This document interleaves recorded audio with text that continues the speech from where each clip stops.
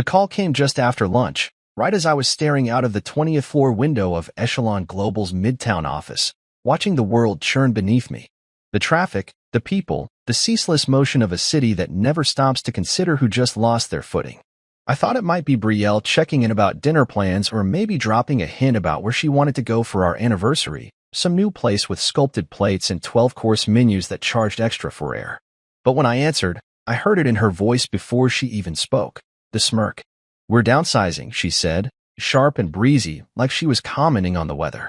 "Today's your last day, unless you want to stay on as janitor. Floors need mopping."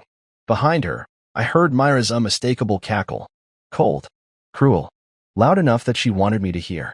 That meant it wasn't just business. It was personal. My wife's sister had hated me since the day I stopped paying for her Pilates classes and called her out for borrowing one of Brielle's business cards to expense a vacation. She was the type who smiled at funerals, mostly to check out who was grieving harder than her. I stared at the skyline, forcing my voice to stay even. "Thanks for the amazing offer." Brielle laughed like she'd won something. And maybe she thought she had. In her mind, it was probably some final blow.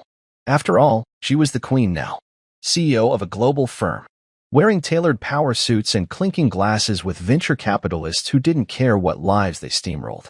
She had the title, the spotlight, the nameplate on the mahogany door, and apparently enough pettiness to fire her own husband like an intern with poor hygiene. But she didn't know what I knew. She didn't know about the fallback plan I'd been nurturing like a quiet ember in the back of my mind for months. She didn't know about the private studio apartment I kept across town, the one where I did my real work, the kind of work Echelon ran on, the kind of work she paraded around as hers in board meetings. She didn't know that while she was busy stepping over people to pose for glossy magazine interviews, I was building something no publicist could spin, no press release could capture. And she sure as hell didn't know that the reason she could even hold her head high in those shareholder meetings was because of the predictive analytics engine I'd coded, refined, and perfected. An engine that was never formally transferred to Echelon in any signed document. It lived in their systems, but it had my fingerprint all over it. And now, I was the only one who could truly navigate its core without capsizing the entire ship. "I wouldn't bother coming home either," Brielle added casually. "We've changed the locks." Myra said it was time. She didn't hang up immediately. She waited. Like she wanted to hear me crack, to scream or beg or lash out with the kind of desperation that would prove her superiority. But I didn't give her that. I never had. That was part of what made her hate me toward the end. I didn't need her money, and that was an unforgivable crime in Brielle's world. So I simply said, "You've made yourself very clear," and hung up. I sat there for a moment longer, breathing through the silence that followed. The office around me was quiet. Too quiet. As if the building had been instructed to shun me in real time. The digital clock on the corner of my desk kept blinking 12:53. My hands were still on the phone. But inside, something had shifted. I stood up and looked around. The desk I'd once cherished was now just another hollow space with a surface littered with memos, deadlines, and empty coffee cups that symbolized wasted hours. A framed photo of us, Brielle and me, smiling at Lake Como 2 years ago, sat near my monitor. I picked it up, held it for half a second, and then flipped it face down. Let them think they'd humiliated me. The truth? They'd just opened the gate. I took one last glance around my office. No speeches. No long email goodbyes. I didn't need to broadcast what I already knew. The version of me they thought they were firing wasn't the man who was walking out of here. The real me had been sitting dormant, quiet in the corners, waiting. And now, he was wide awake. I slid my phone into my coat pocket, picked up my laptop, and opened one specific folder, one that only I could access with a biometric key I'd coded myself. A heartbeat sensor tied to my Apple Watch, a redundancy system that bypassed firewalls, and a self-erasing algorithm if anyone but me touched it. I smiled at the screen. It still worked. Then I deleted it. The core script. The untraceable, original kernel of the analytics system that powered every major decision Echelon made. The framework still existed on their servers, but without this piece, it would slowly become inaccurate, then unreliable, then useless. A digital time bomb. It wouldn't explode immediately. It would unravel.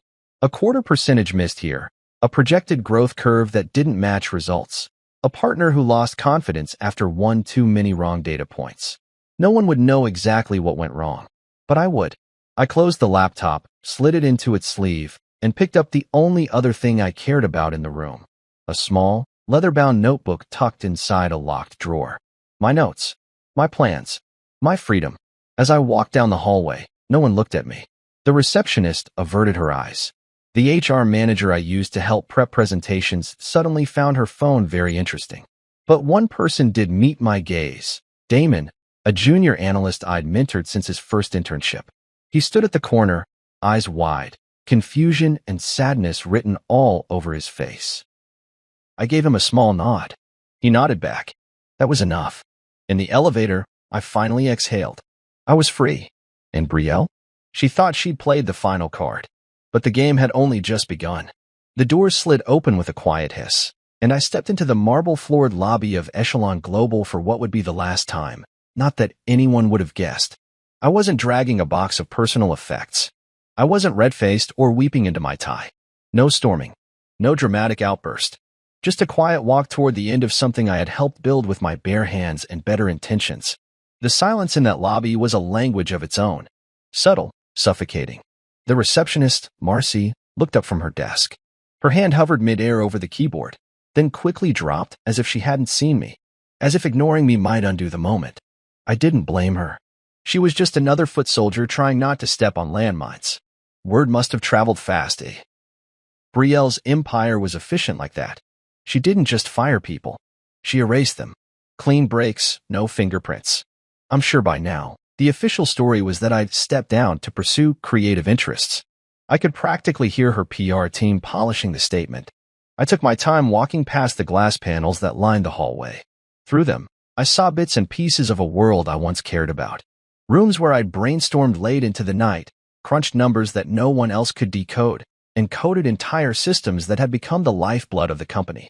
People looked up from their desks curious. I saw a few stiffen. A few ducked their heads. One or two offered tentative nods. There was no spoken farewell. But I saw something else in their eyes. Not pity, no. Something more rattling. Fear. Not fear of me. Fear of what this meant. If I could be discarded, someone who'd once shared the corner office with the Queen herself, what did that say about their own security? Their own worth? I didn't slow down. I turned right into the elevator vestibule, past the break room, where someone had left behind half a donut on a paper towel. Strange what your brain picks up when everything's ending.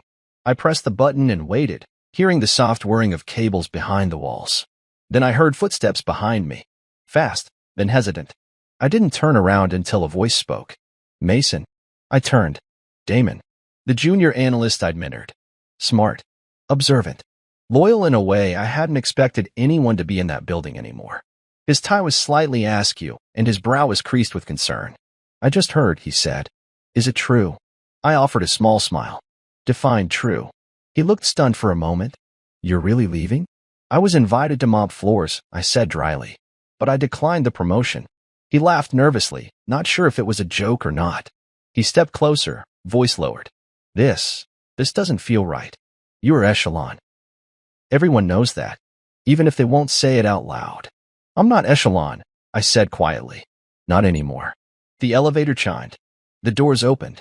I stepped inside, then turned to him as he hovered, unsure whether to follow or stay behind. I could see it in his eyes, questions he wanted to ask but didn't have the courage to voice. Not yet. If I were you, I said gently, I'd start polishing my resume. Sooner rather than later. He nodded once. It wasn't just gratitude. It was understanding. The doors closed. Down I went, each floor a small exhale, a memory passing. The late-night pizza sessions. The strategic planning meetings that turned into marital arguments behind closed doors. The celebratory drinks after quarterly wins, where Brielle toasted the team and I smiled quietly, knowing the engine behind the numbers was sitting in my hard drive. By the time the elevator reached the ground floor, I had shed every layer of pride I'd once tied to that place. My nameplate was already gone, my keycard disabled. But I didn't feel powerless. I felt lighter. Outside, the city hadn't changed. The sidewalks still pulsed with urgency. Horns blared. Tourists snapped photos near the fountains. I stood on the curb with my laptop case slung over my shoulder and my coat collar turned up against the early wind. I didn't call a car. I walked. Not aimlessly, deliberately. 8 blocks later, I reached the Echelon data center. A nondescript building wrapped in slate gray panels and obscured behind code-locked doors. I still had one last credential, an analog one. The security guard, an older man named Lester who'd once shared stories about his daughter's softball games, looked up from his newspaper. "Hey, Mr. Mason. Didn't know you were stopping by today?" "Just grabbing a few old backups," I said with an easy grin. He shrugged and buzzed me through. Inside the server room, I moved quickly. No hesitation. I went straight to Terminal C, an old console only a few of us ever used. I plugged in my encrypted flash drive, bypassed the front-facing protocols, and navigated to a buried data cache. Not just files, architecture, frameworks, logs that told stories Brielle never even knew were being written. I didn't take them. I didn't need to. I simply deleted one very specific decryption script, a private key that validated thousands of real-time transactions between Echelon and its AI recommendation engine. It would take them weeks to realize what was wrong. By then, clients would start losing trust. Decision metrics would start faltering. And it would all trace back to a ghost script, one I had just erased. I removed the flash drive, wiped the terminal's cache, and left. Outside, the clouds had thickened. A light drizzle kissed the top of my head. I didn't rush. I took the subway downtown, to the studio apartment Brielle never knew existed. A 400-square-foot space tucked above a bookstore, with peeling paint and bad insulation, but privacy no one could touch. Inside, I took off my coat, dropped my bag, and opened a drawer in the corner desk. There it was, the black notebook.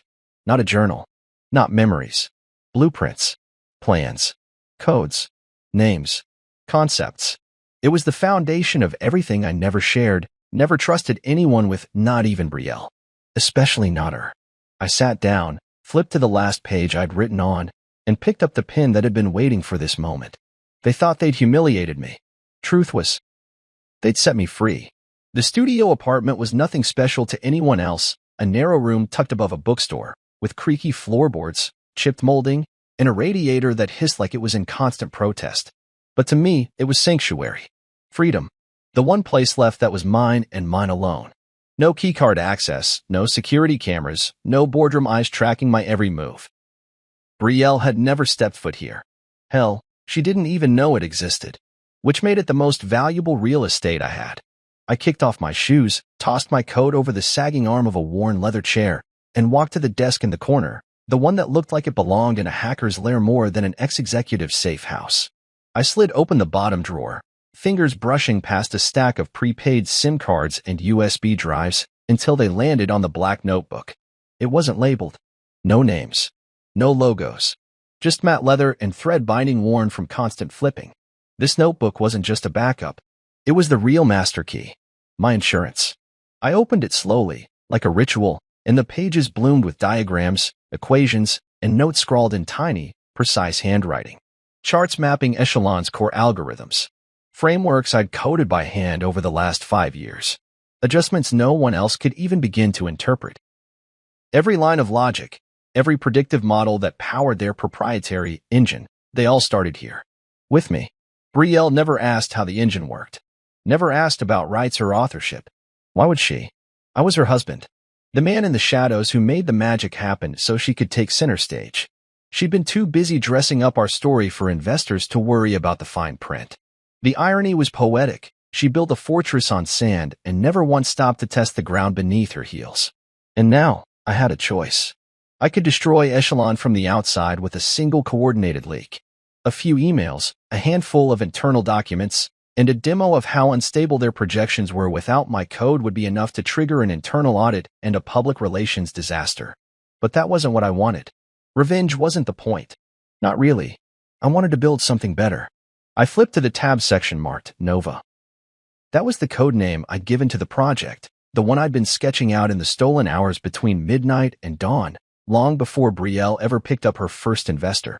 Nova wasn't just another analytics tool. It was the next generation. A self-learning, ethics-compliant intelligence engine that adjusted its projections based not only on market behavior, but on sentiment, socioeconomic variance, and individual context. Something more human.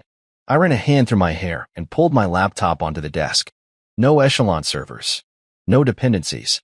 This system lived locally. I powered it up and watched the Nova interface bloom across the screen.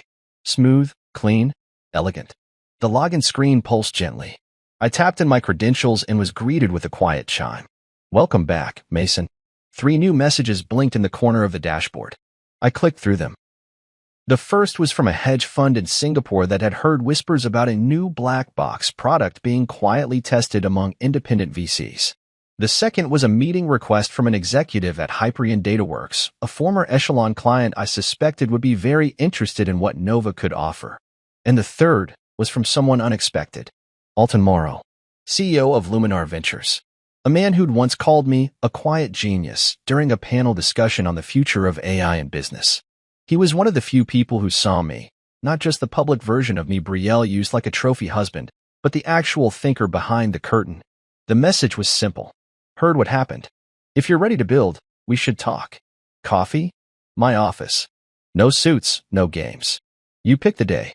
I stared at the message for a long moment, then opened a tab and looked at the calendar. This wasn't luck. It was alignment. A signal that the path I'd drawn wasn't a fantasy. It was real. Achievable. I stood and walked to the window. The city stretched before me, sprawling and indifferent, lit up like a living organism.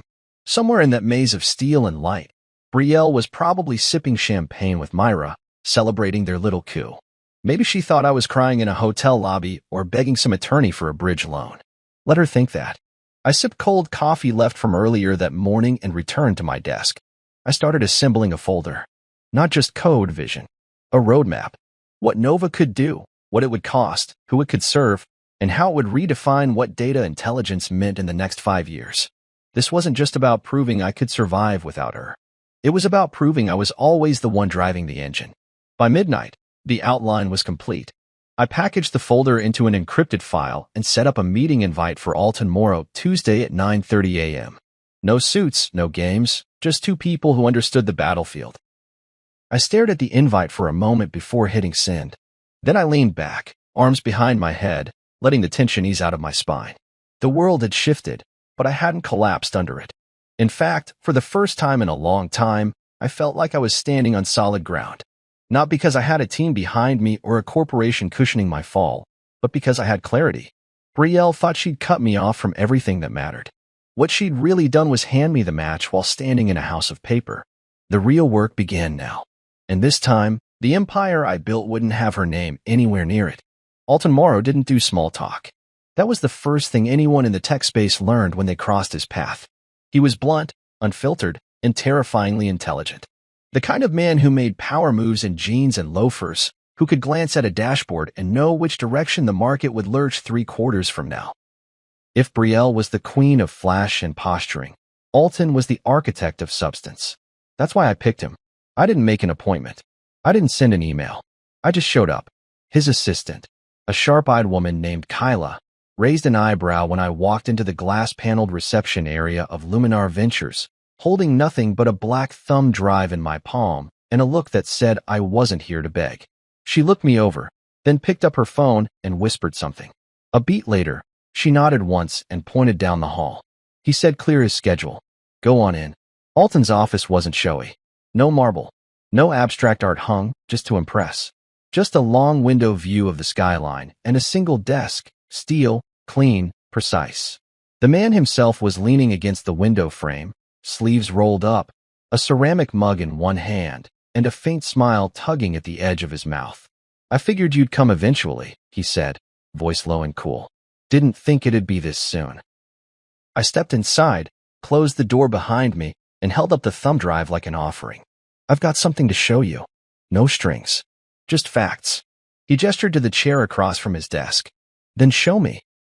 I plugged in the drive, opened the encrypted folder, and let Nova speak for itself. First, the framework, an interface that visualized behavior patterns not just by raw data points, but by emotional resonance, sociopolitical context, and trust weighting. Then the model's self-correcting engine, coded to recognize its own blind spots and retrain in real time without human prompt. Finally, the projection module, how Nova could forecast market shifts not just based on metrics, but by anticipating human decision patterns days, even weeks, ahead. He didn't interrupt. He didn't ask questions.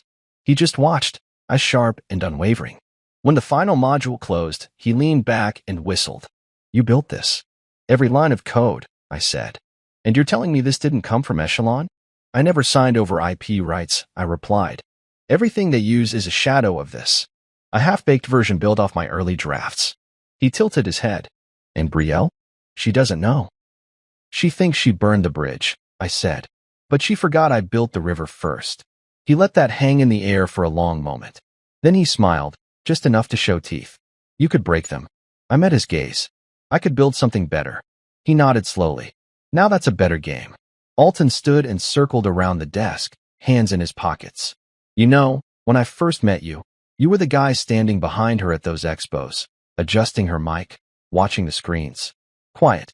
Polite. She called you her support system. Said you were brilliant, but not business-minded.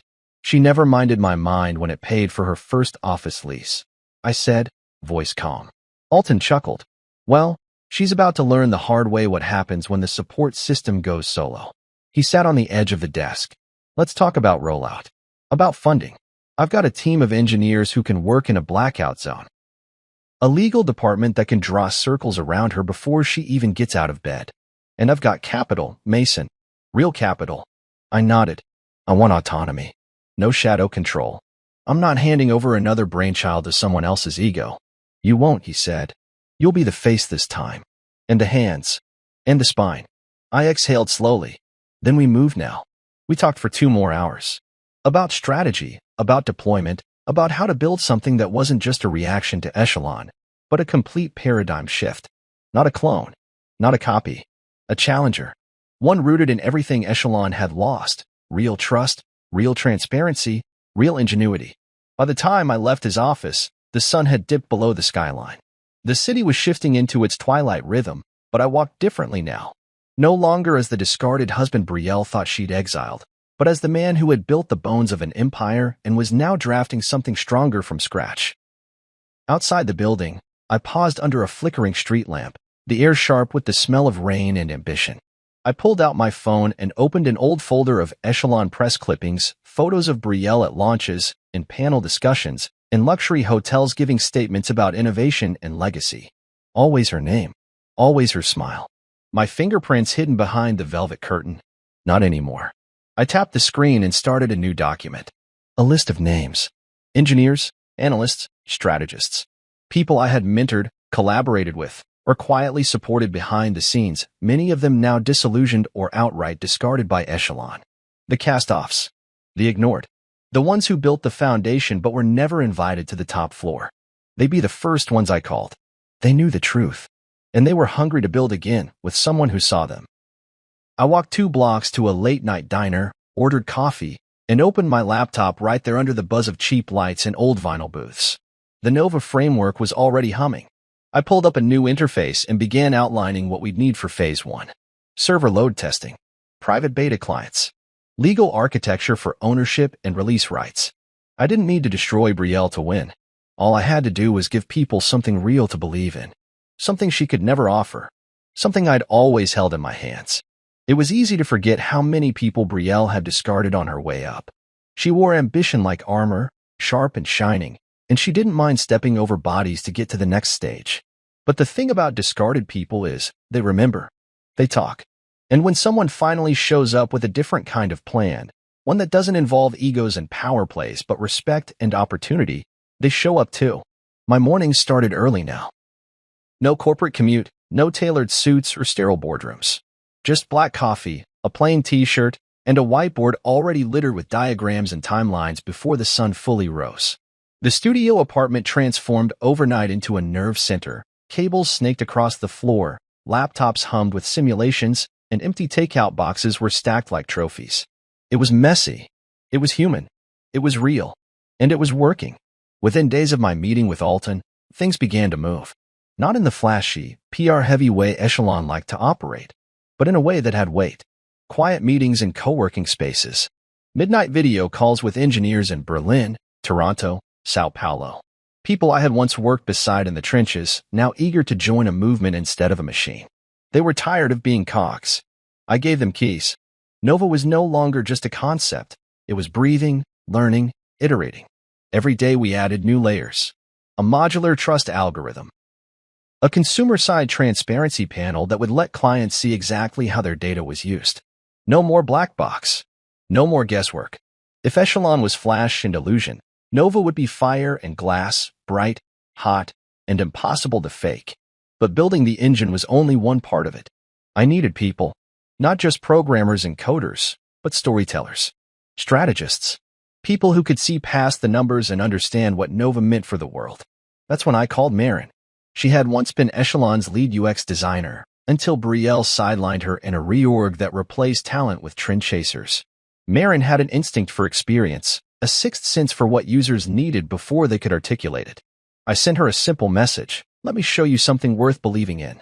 She replied with 3 words: "Send the address."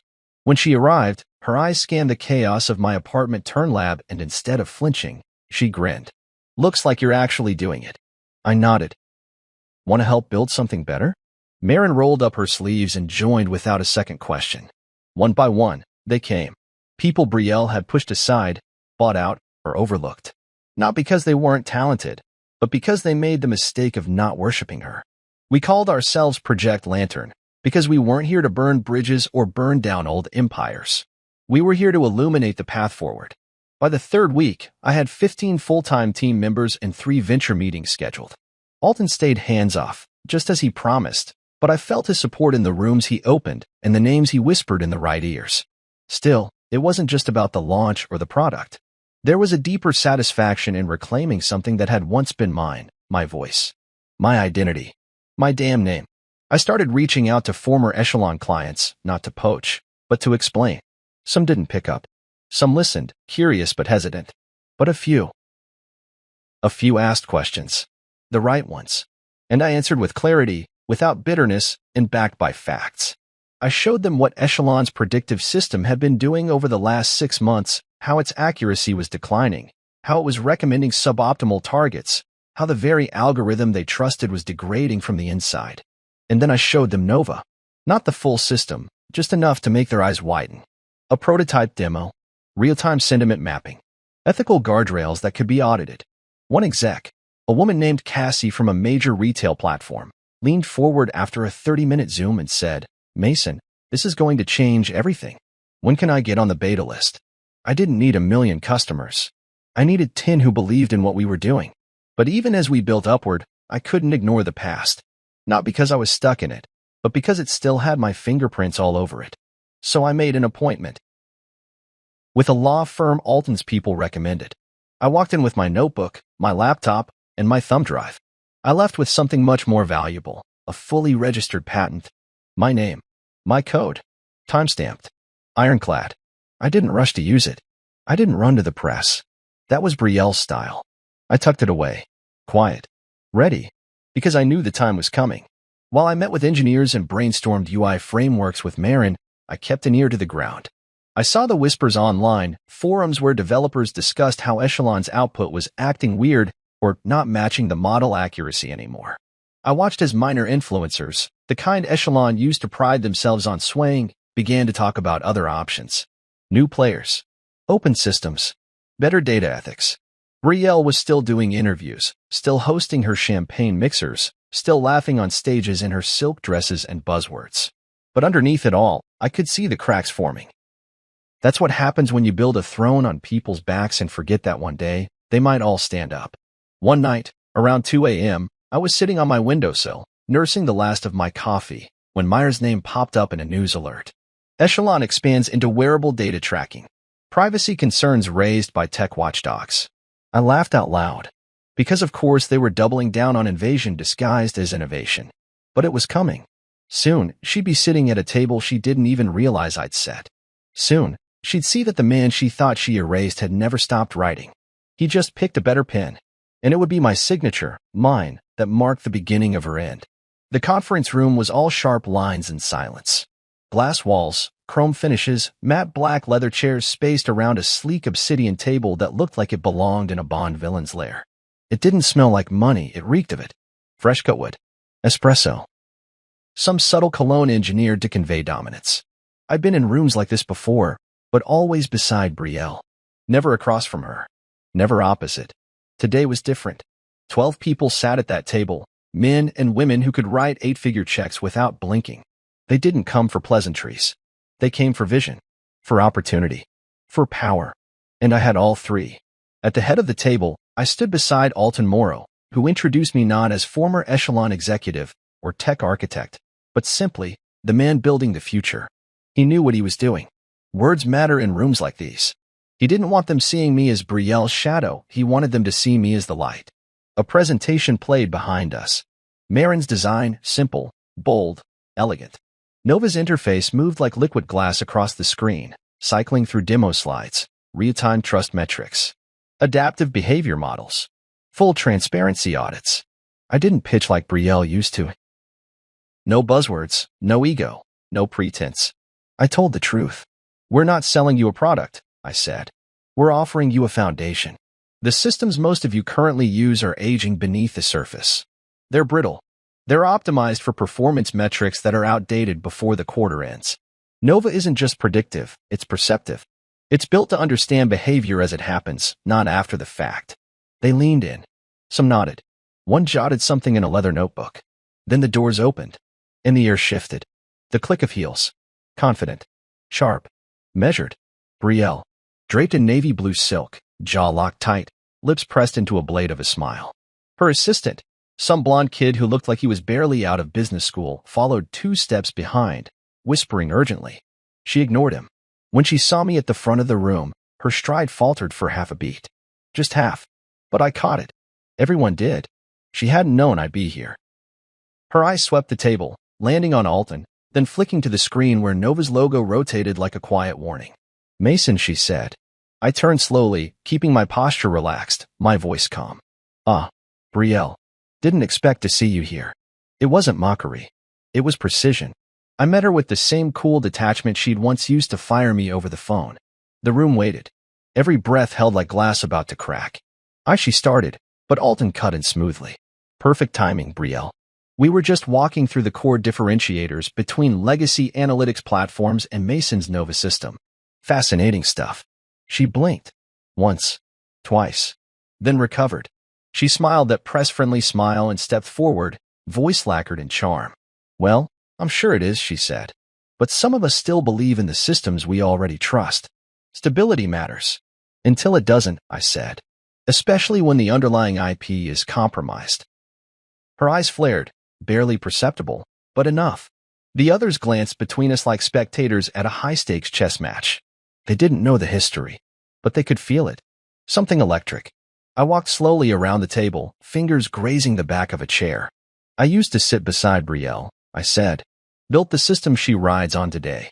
But what most of you don't know is, I never signed over the original architecture. The engine that powered Echelon's rise? The one still running their models? It was mine. Always was. A pause. The kind that chokes a room in tension. Alton leaned forward and slid a folder onto the table. Thick. Sealed. We'll be acquiring full integration rights to Nova, he said, including the underlying analytics system. Mason's engine. You could feel her mask slipping. Just slightly. Her fingers twitched. Her smile tightened. That system is proprietary, she said carefully.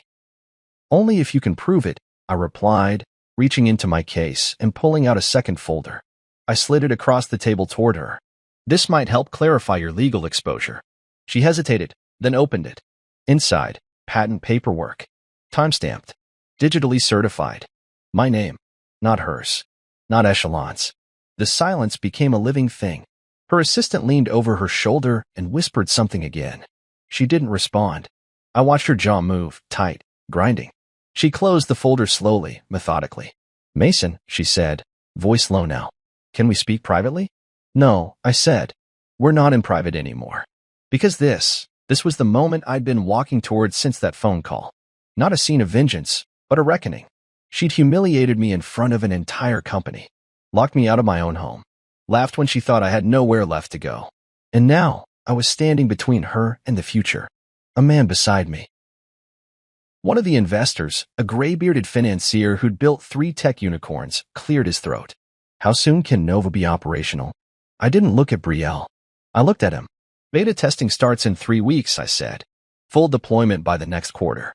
He nodded. Put me down for 40 million. Another voice chimed in. Then another. Brielle didn't speak. She didn't move. She just stood there as commitment after commitment stacked around her like bricks. I didn't smile.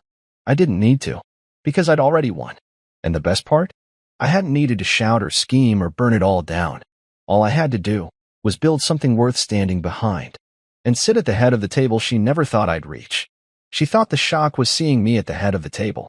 She thought that was the twist, Mason, the discarded husband, standing beside her biggest rival, flanked by the very investors who used to hang on her every word.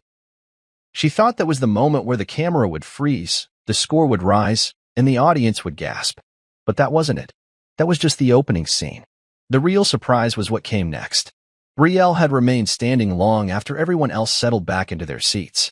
Her expression had softened into a professional calm, but I could see the tension in her neck, the way her fingers coiled tightly around the folder I'd given her. I'd seen her wear that face during merger calls when she was bluffing with numbers she didn't fully believe. It was the same face she wore the night she convinced me to let her pitch my early prototypes under the Echelon name, just to help us get some traction, she had said. Alton tapped a finger against the folder he dropped earlier, the one detailing the Nova acquisition. As discussed, we'll be taking full integration rights, including analytics architecture, client access frameworks, and future licensing privileges. He leaned back in his chair like a man who already knew the board vote was unanimous. The valuation was finalized this morning. Brielle's voice came out tight. Valuation? $500 million, I said, casually, as if we weren't talking about $500 million worth of intelligence infrastructure. We closed the term sheet before this meeting. Someone across the table let out a low whistle. Another investor smiled to himself, already running numbers. I turned to Brielle. Her eyes were locked on me now, no longer pretending to smile, no longer playing gracious. You can't sell what belongs to Echelon. I'm not selling anything that belongs to Echelon, I said calmly. You would know that if you'd ever taken the time to understand what we were building. You remember that stack of contracts I gave you 2 years ago? The ones you handed to Myra to sort through? You never signed the transfer clause. Legally, the architecture remained mine. Her mouth opened, then closed. Her brain was trying to catch up with her pride. Alton opened his own folder and slid a second document across the table. Here's the kicker, Brielle. This deal doesn't just move us forward, it protects us retroactively. Mason's system has been running at Echelon without a signed transfer of IP rights, which means you may have unknowingly exposed your firm to unauthorized usage claims. Brielle's eyes flicked to her assistant. He looked like he wanted to sink through the floor. There's no way, she whispered. No one's ever questioned the system. Because it worked, I cut in. But only because I kept it stable from the back end.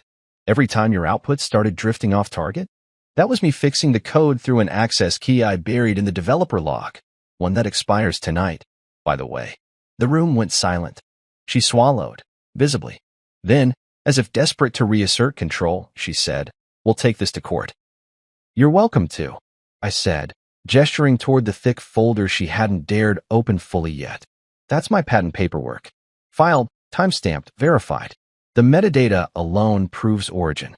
And even if you tried to dispute authorship, your own system logs, dated commits, login trails, developer notes, all point back to me.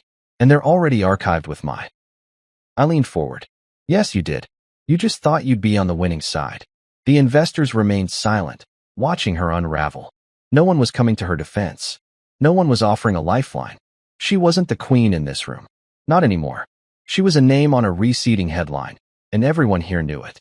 Then I pushed one final document across the table. "This is a courtesy," I said. "A full summary of Echelon's current liability, including usage of my system since the date of the unsigned transfer clause. Retroactive licensing could save you a PR crisis, provided you come to terms by Friday."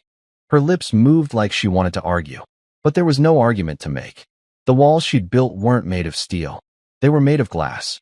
And now the sunlight was pouring in. Her voice was barely above a whisper. "You planned this." "No," I said. "You did. I just kept the receipts." It was true. Every decision she'd made. Every time she sidelined someone for daring to question her. Every contract she ignored. Every bridge she burned while I sat quietly behind her had paved the road to this moment. She was so sure she didn't need anyone else. So sure she could twist the truth into any shape she wanted. But code doesn't lie. Ownership doesn't forget. And signatures? Well, the ones that aren't signed have consequences too. Alton rose from his chair. "This meeting's adjourned. We've got contracts to finalize." The investors stood slowly, murmuring among themselves.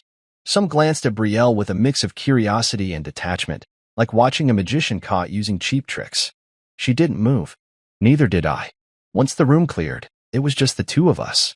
I stood and looked down at her. You used to say I didn't understand power, I said. But I do now. Power isn't control. It's trust. It's knowing your value, even when someone else tries to erase it. She blinked quickly. The first crack of real emotion passed through her face. Why didn't you ever fight me before? She asked. Because I believed in us, I said. Even when you didn't. I walked out without looking back. The hallway felt longer than usual, but lighter too. Outside, the sun cut through the skyline like a clean blade, and for the first time in years, I didn't feel like a ghost in someone else's story. This was my story now, and I had just turned the page. The call came just after midnight. I had just shut my laptop, the glow of Nova's latest interface still lingering behind my eyes, and was about to pour myself a quiet drink when the screen of my phone lit up across the table. Unknown number. But I knew. Instinctively. Some part of me recognized the weight behind the silence, the tremble in the digital air even before I answered. Hello, I said. There was a pause. Then her voice. Mason. Brielle didn't sound like herself. Gone was the confident, calculated woman who could sell sand to the desert. Her voice cracked slightly on the syllables, and for a second, I thought maybe it was an imposter. But no, there it was. That falter beneath the breath, the one I'd heard only twice before, the night her father died, and the night her IPO almost collapsed before we patched the numbers behind the scenes. You can't do this, she said quietly. You can't. Mason, we built that system together. I sat back in the armchair by the window, the city glittering faintly beyond the glass like it had no idea a war was ending inside a single conversation. We didn't build it together, I said. I built it. You branded it.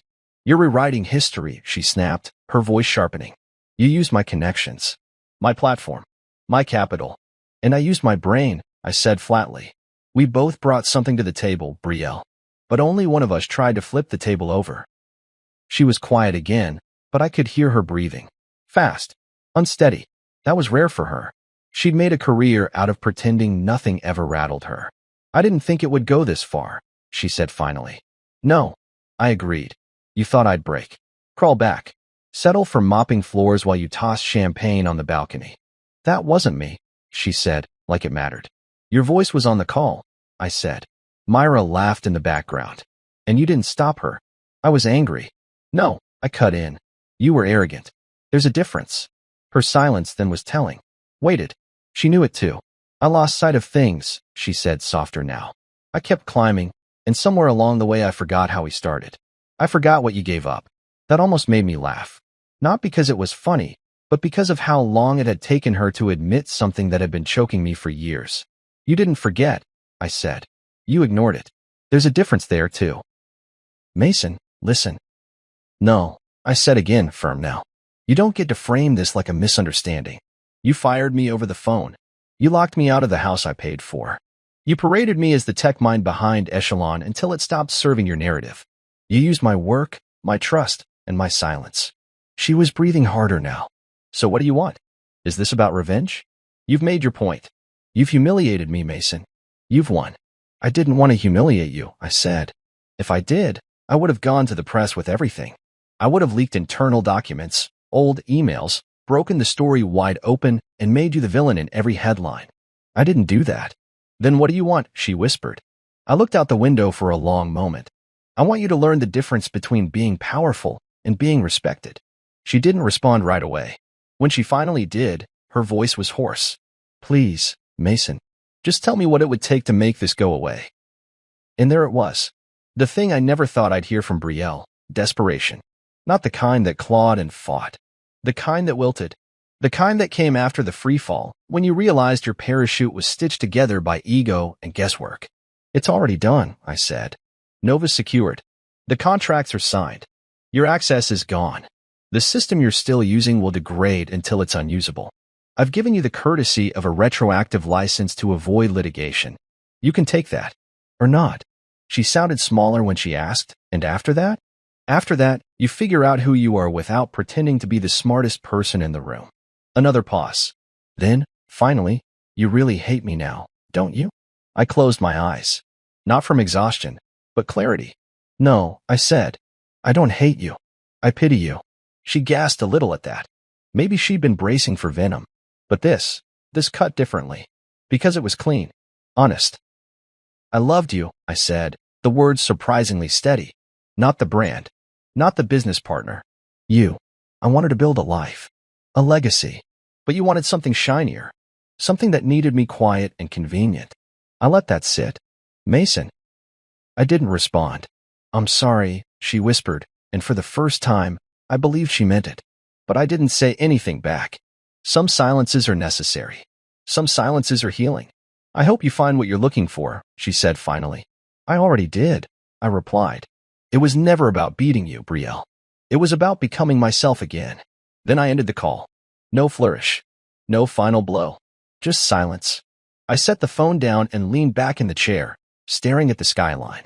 For the first time in 2 years, I felt the quiet settle in my chest, not like a weight, but like a breath finally let out. I didn't check my inbox. I didn't revisit old files. I didn't reach for a drink to chase down the echoes. I just sat there, and I slept deep, uninterrupted, and dreamless for the first time in years. Because some battles aren't won with swords. Some are won the moment you realize you don't need to fight anymore. It didn't take long for the headlines to come. 3 days after our last conversation, the digital world cracked open. It began with a whisper. A niche tech blog published a piece titled, Echelon's engine may not be its own. It was the kind of headline most readers would scroll past. But the people who mattered? They didn't scroll. They clicked.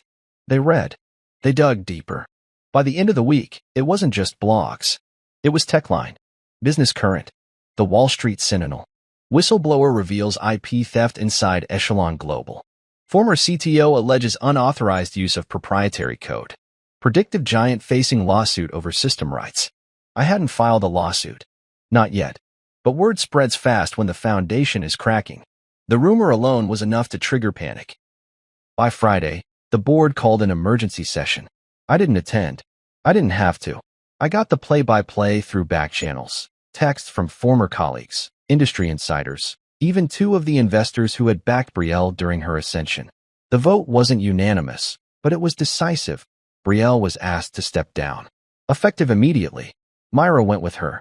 Apparently, she tried to defend Brielle during the meeting, tried to redirect the conversation toward market confidence and forward vision. But it backfired. One of the board members reportedly asked, if you're so confident, why was your sister using a system she didn't own?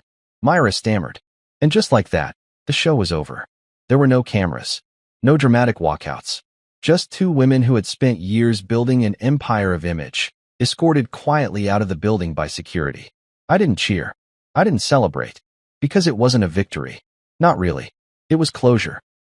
The morning after the announcement, I stood on the balcony of my new office. It wasn't enormous. It didn't need to be. It had tall windows, natural light, and the kind of quiet you earn, not purchase. My team was already buzzing downstairs. Marin was holding a design review. 2 engineers were running diagnostics, and Damon, who I'd finally invited to join Nova full-time, was fine-tuning our data hygiene protocol with a level of focus that made me proud. They were building something honest, and they trusted me to lead it. That was the real win. I sipped my coffee and watched the city hum to life. Billboards flashed. Buses roared down avenues. Somewhere, someone else was getting blindsided by betrayal, by ego, by the kind of miscalculation that costs more than money. But not me. Not anymore. At noon, an email landed in my inbox. Subject: Lock access termination confirmation. It was from a security firm I'd hired weeks ago, the day after Brielle changed the locks on what had been our home. The email was brief. Per your request, all biometric and keycard access to the former residence has been disabled. Systems have been rekeyed to your private signature. You are now the sole property owner on record. I read it twice. Not because I was surprised, but because I wanted to feel what that truly meant. The locks they changed to keep me out? They were guarding nothing worth keeping. The house was a shell now. She had left it behind when the board ousted her. My attorney handled the paperwork quietly, transferring the deed after an unpaid tax violation surfaced. Echelon had covered a lot of Brielle's personal costs. Once that dam broke, the unraveling was swift. I could have sold the house. I still might. But for now, it stood as a quiet monument. Not to what we lost, but to what I survived. Later that afternoon, I walked into the old Echelon headquarters. Not as an employee, not as a visitor, just as a man returning to a place that no longer held power over him. Someone else's name was on the door now. A new interim CEO brought in to stabilize the company and mitigate the damage. A damage control expert. He didn't know me. Didn't need to. I didn't stop. I didn't knock on old doors or peer through glass walls. I just walked the perimeter once, breathing in the sterile, lemon-scented air of a company trying desperately to pretend it wasn't bleeding. There were whispers in the halls. Familiar faces glanced at me, then looked away. Not in shame, just recognition. Like they knew I had seen the inside of the storm and walked out unburned. Outside, I stood on the same sidewalk where I had once carried my laptop in silence, fired by the woman I built a future with. Back then, I felt erased. Now, I felt whole. I took the long way home, not because I had anything to prove, but because the air was crisp and I had time. Time to reflect. Time to breathe. Time to finally believe that I was free. And the funny thing? I wasn't angry anymore. Not at Brielle. Not at Myra. Not even at myself. Because for all the destruction they tried to bring into my life, they also gave me something I couldn't have discovered otherwise. A reminder that power taken by force can always be taken back. But power earned through integrity, resilience, and relentless truth? That's unshakable. Let the headlines keep circling. Let the analysts debate the fall. Let the investors reassign their loyalties. As for me, I wasn't watching anymore. I was building. And every brick, every line of code, every honest conversation with my team was a new beginning. A beginning no one could take from me. Not again. The wind was gentler than usual that morning, cool, dry, tugging at my coat as I stood across the street from Echelon's old headquarters. The sun had just climbed over the skyline, throwing soft gold light across the upper windows. There was a new logo above the entryway now, sleek, minimalist, expensive. A name I didn't recognize, some acquired brand with no soul behind it, just a placeholder until the building reinvented itself again. I didn't cross the street. Didn't get any closer than the sidewalk. I didn't need to. This was no longer my war zone. No longer the place where I'd ground my fingers against a keyboard at 2 in the morning to salvage another earnings report. No longer the stage for whispered betrayals, for watching the woman I loved slowly twist into someone I didn't recognize. No longer the pedestal I once stood on, only to find the foundation had been rotting beneath me. I took one last look at the building, then turned away. Closure didn't need fireworks. My new office was 5 blocks east, modest, intentionally underdesigned, tucked inside a repurposed industrial building with exposed brick and coffee-stained floors. You had to buzz twice at the entrance and walk past a bookstore to find it. That was how I wanted it. No marble. No nonsense. Inside, my team was already working. Damon was on a call in the open meeting space, a notebook full of scribbles in his lap. Marin was half sitting on a desk, chewing a pin cap while reviewing wireframes with one of the developers. Everyone was moving, alive, humming with energy, not because someone was watching, but because they believed in what we were building. Because they had a stake in it. A voice in it. That's what Nova had become, not just a product, not just a platform, but a philosophy. And the difference was this. People weren't afraid to speak here. I walked past the coffee machine, dropped my bag on my desk, and slid open the drawer. Inside was a pen. Nothing fancy. Just a black matte fountain pen I'd bought for myself the day the Nova acquisition closed. I hadn't used it yet. Until now. I pulled out the folder on my desk, something I'd been working on for weeks in the background. The roadmap for Nova 2.0. It wasn't about expanding the client base or maximizing margins. It was about evolution, about widening the scope of what behavioral analytics could do, using it not just to understand consumer patterns, but to help people make decisions that align with their values, their mental health, their long-term goals. A partnership between AI and agency, not manipulation, collaboration. I clicked the pen open and signed the top page with a quiet stroke of ink. My name, my vision, not hers. I leaned back and stared at the ceiling for a moment, letting the hum of the office settle around me like a second skin. This wasn't what I thought success would look like. It wasn't penthouses or headlines. It was peace. It was walking into a space and not bracing for impact. It was not checking the door twice, not wondering who was whispering behind your back or pulling the strings just out of view. It was knowing that the people around you weren't afraid to say your name out loud. That you could be human here, flawed, evolving, but present. A knock sounded at my glass wall. I turned. Damon stood there, holding up 2 coffees and an envelope. "Mail for you," he said, stepping inside. I took the coffee with a nod and opened the envelope. It was from my attorney. Inside, final confirmation that the last remnant of my IP dispute had been closed, sealed, and settled. No residual claims. No litigation pending. My name, officially and permanently, was attached to every line of code that built Nova. And Echelon? They'd signed the licensing agreement for retroactive use just 1 hour before the statute ran out. Quietly. No press release. No statement. They folded the same way they rose, strategically, surgically, without apology. Damon watched me read it, eyebrows raised. "Good news. The best kind," I said. "The kind that doesn't need to be shouted." He grinned and tapped the coffee cup. "You know, this whole thing's been kind of cinematic." I smirked. "You've been watching too many documentaries." "I mean, come on," he said. "Guy gets blindsided by his wife, fired from his own company, disappears for a while, and then comes back swinging with something better. That's a screenplay waiting to happen." I shrugged. "It's just life." He looked around the office, at the team scribbling on whiteboards and typing through meetings, then back at me. "You really don't feel like rubbing it in?" "Why?" I said. "They already know, and I'm not writing this story for them anymore." He nodded slowly, then turned to leave. "Still, if you ever need someone to play you in the movie, let me know.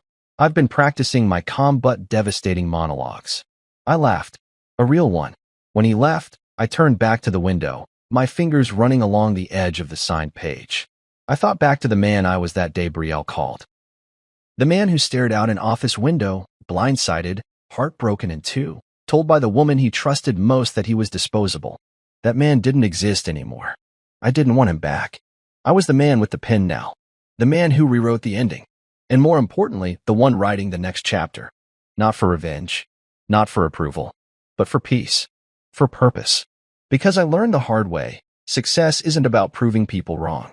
It's about finally remembering who you are and choosing to be that person every damn day without asking for permission. Outside, the city pulsed on. But inside, I was still. Whole. And this time, I held the pen. It had taken weeks of planning to set up our anniversary dinner. I'd picked out her favorite restaurant, one she hadn't stopped talking about since our 3rd anniversary. The table was reserved by the window overlooking the city skyline. I'd even gone the extra mile and arranged for the staff to bring out a bottle of wine with a ribbon tied around it, her favorite vintage. As we were seated, everything seemed perfect. Olivia smiled that familiar smile, the one that used to light up my world, and for a moment, I let myself believe we could get through the rough patch we'd been having. I had even gone out of my way to buy a custom necklace, a delicate chain with a small pendant engraved with the date of our wedding. I had my speech prepared, ready to remind her of all we had built together. I thought the evening might rekindle something between us, that it might put an end to the coldness and distance I'd felt from her over the past few months. What I didn't know was that Olivia had her own speech prepared, one that would shatter everything I thought I knew about my life. Halfway through dinner, just as the wine arrived and I began to raise my glass for a toast, she leaned forward, her expression unsettlingly calm. "I've been cheating on you for 2 years," she said, her voice steady and devoid of emotion. "And I'm leaving you." The world seemed to tilt for a moment, and the glass in my hand hovered midair. I waited for some sign that she was joking, that maybe this was some sick anniversary prank. But her gaze didn't waver, and the cold clarity of her words hung in the air like a dense fog. For a brief moment, I felt an overwhelming rush of anger, betrayal, and humiliation. But instead of letting those emotions take over, I did something that surprised even me. I smiled. Raising my glass as though nothing had happened, I said, "To your new life," my voice as steady as hers. Her brows furrowed slightly, the smallest flicker of confusion crossing her face. She had expected tears, yelling, maybe even begging. She didn't expect composure. I leaned back in my chair, taking a deliberate sip of wine. "So," I asked calmly, "does he make you happy?" Olivia shifted uncomfortably in her seat, the confident facade she had walked in with cracking ever so slightly. "It's complicated," she muttered, avoiding my gaze. That hesitation told me everything I needed to know. She wasn't sure. She thought she was trading up, walking away from a life she deemed predictable and boring. But now, faced with my unexpected reaction, she didn't seem so certain anymore. The waiter approached with the dessert menu, blissfully unaware of the emotional bomb Olivia had just detonated at the table. She waved him off, saying she wasn't interested, but I held up a hand. "I'll take a look," I said casually, flipping through the menu as though nothing had happened. I ordered a slice of cheesecake for myself and asked for a coffee. "You should try the creme brulee," I said, looking up at her. She stared at me, incredulous. "How can you act like this isn't a big deal?" "Because it isn't," I replied, setting the menu aside. "You've made your decision, Olivia. There's no point in me getting upset about it now." That wasn't entirely true, of course.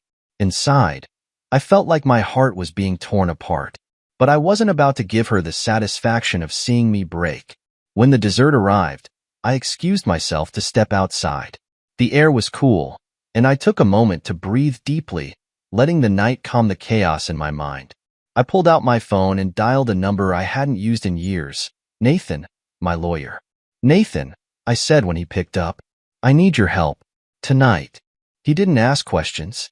That was the thing about Nathan. He understood the gravity of a situation without needing every detail right away. He simply told me to send him what I had, and that he'd be ready to meet in the morning. With that, I made one more call, this time to a private investigator I had hired months ago.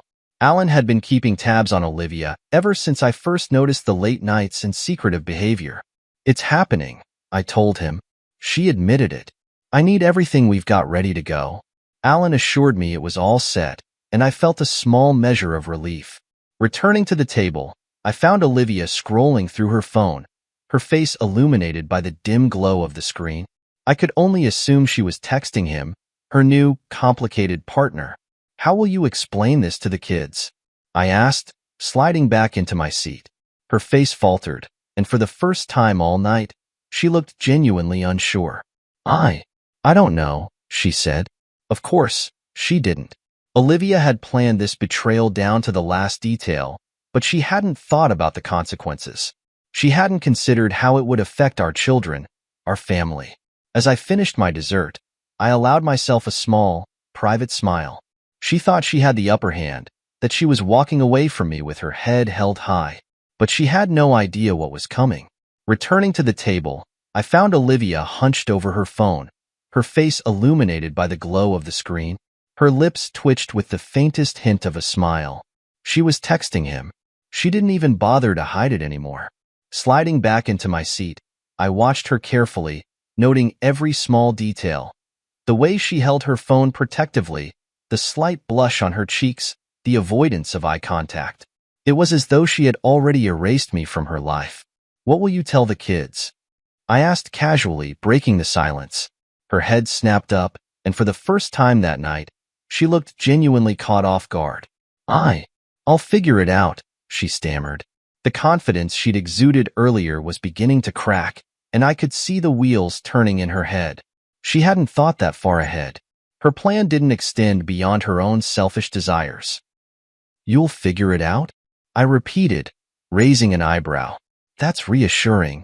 She glared at me, her defensiveness bubbling to the surface. "You don't need to make this harder than it already is." I chuckled, shaking my head.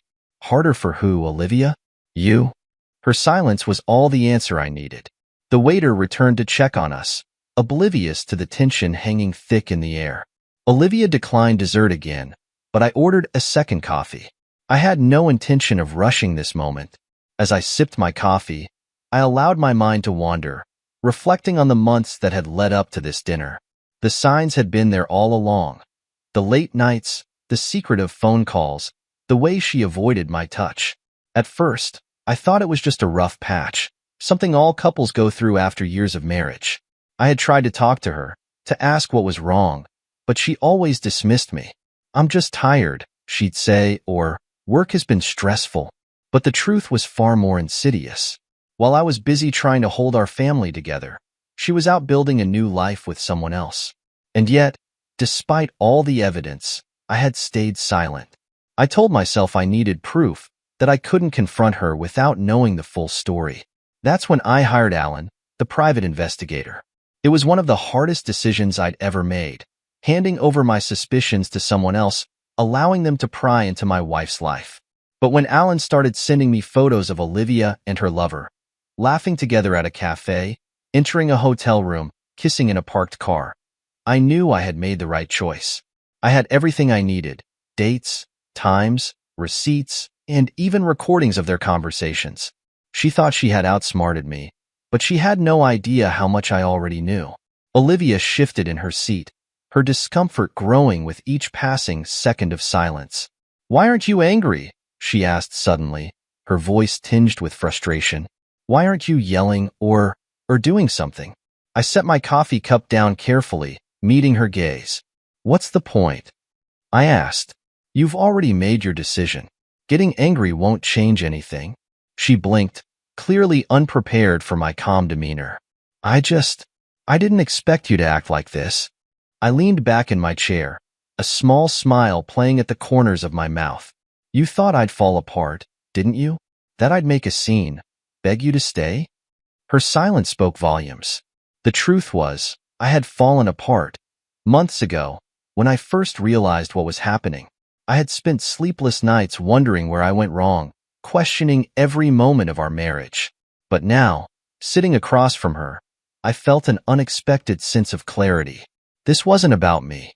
It was about her. Her selfishness, her inability to commit, her betrayal. And I wasn't going to let her drag me down with her. The waiter returned with the check, and I reached for my wallet. Olivia started to protest, but I waved her off. "Don't worry," I said. "This one's on me." She frowned, clearly suspicious of my behavior. "You don't have to act so magnanimous." "Magnanimous?" I repeated, laughing softly. That's a big word for someone who just admitted to cheating. Her cheeks flushed, and she looked away, fiddling with the edge of the tablecloth. As I signed the receipt, I glanced at her one last time. "You know," I said, my tone light, "you've given me a lot to think about tonight. I hope he was worth it." Her eyes darted to mine, but I didn't wait for her response.